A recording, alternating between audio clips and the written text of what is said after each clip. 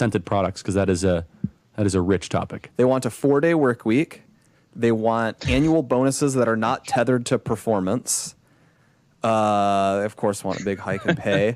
Yeah, unlimited break time. Unlimited. Mandatory trigger warnings in company meetings. Oh, come on. They want more money for non-white staff to attend conferences. And they want language that would prioritize non-citizens of the U.S. here on visas in the case of layoffs. So like if there's layoffs, you can't fire the people who are non-citizens because they might have to leave America as a result. And of course, a ban on scented products in break rooms. I love that one. So this is just the tech union or all union? It is the tech union, which it represents. So the New York Times, I think, has a journalist union and like a tech staff union. So the people that actually like populate the website?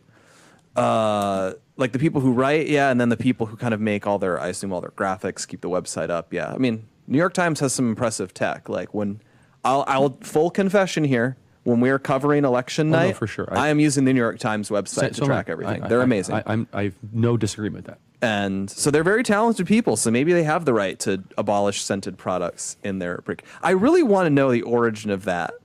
There's something funny. In 2015, do you remember when there was all those campus protests, fall of 2015, and they were all issuing these lists of demands? And I was covering education at the Daily Caller, and I'd love to read them, because a lot would have, there's usually like standard demands that everyone had.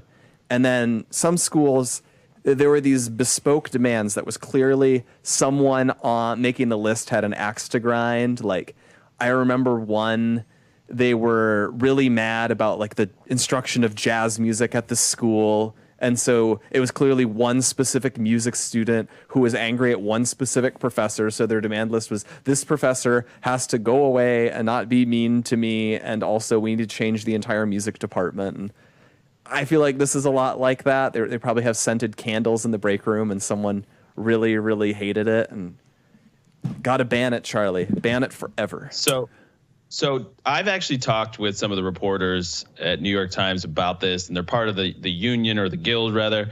And there is definitely a divide between the young guild members and the older ones. And the older ones think the kids are insane. They think they're patently insane. So there's actually kind of a really intense tug of war going on inside the guild. I don't know how it plays out with the tech side specifically, but it's not uniform.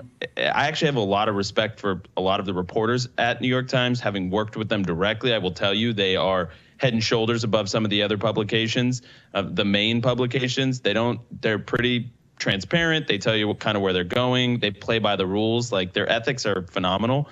A lot of the other outlets, they'll throw you curveballs. By the way, the worst, AP. AP is the absolute dumpster bin of all publications. People think it's a wire. It's actually disgusting and worse. And so, I think these are hilarious, but I will say in the New York Times defense, it's run by leftists. It's a leftist point of view, but at least they play by the rules journalistically. Can't really speak to the tech guys. I just wanted to put that out there. AP is the worst. All right. We have to run, everybody. And remember, no scented products this weekend. Not even here? Well, we can have them here. Excellent.